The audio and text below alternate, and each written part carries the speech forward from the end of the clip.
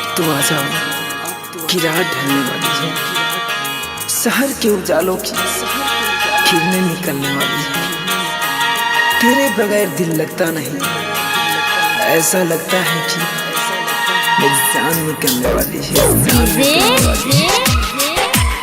महेश मैरवा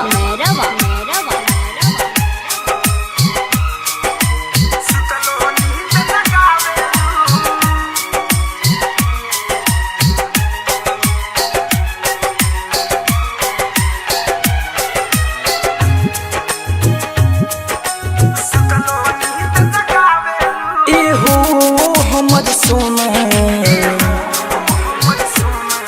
रहेलू दिल के कोना, एहो हमर सोना रहेलू दिल के कोना। ऐसे कर जमी चोना हो, तू ही सपना में रुझे आवेलू, चलो नींद जगावेलू।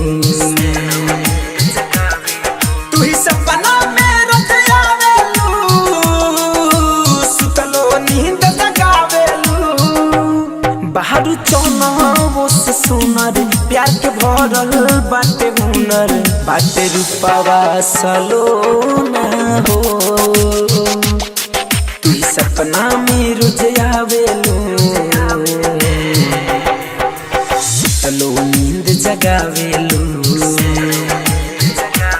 हो तू सपना में रुझे आवेलू,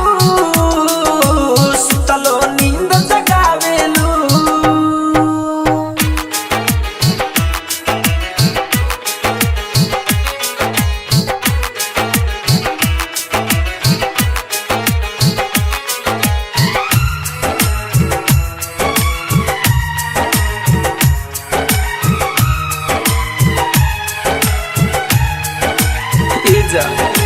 जब से तुहसे नहन से नैना लहरल, तुहर सूरतिया दिलावा में बघरल, काहे न समझत बारू मोर मजबूरी, हमसे न सहल जाता तमको दूरी। जौनी कहर या न कानी हमारा दिलावा के रानी, जौनी कहरो या न कानी हमारा दिलावा के रानी। बात मानो हमर सोना हो, तू ही सपना में रुझे आवेलू, सुतलो नींद जगावेलू। तू ही सपना में रुझे आवेलू, सुतलो नींद जगावेलू।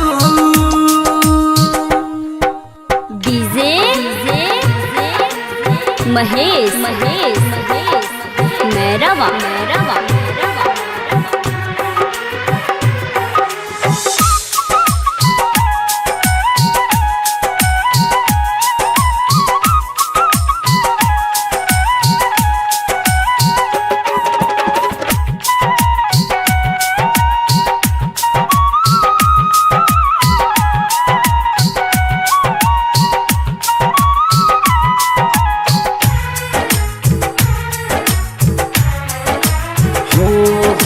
लागला तोहर उमर अभी लड़किया, पढ़ेला जब माथे पौड़नी के छैया, जान तू बहादुर शायर के गजल हो, देख के तोहके जियतनी आजकल हो। धनंजय धड़कन कुमार सरवन हो धनंजय धड़कन कुमार सरवन से खपाना ही हो ना हो, तू ही सपना में रुझे आवेलू।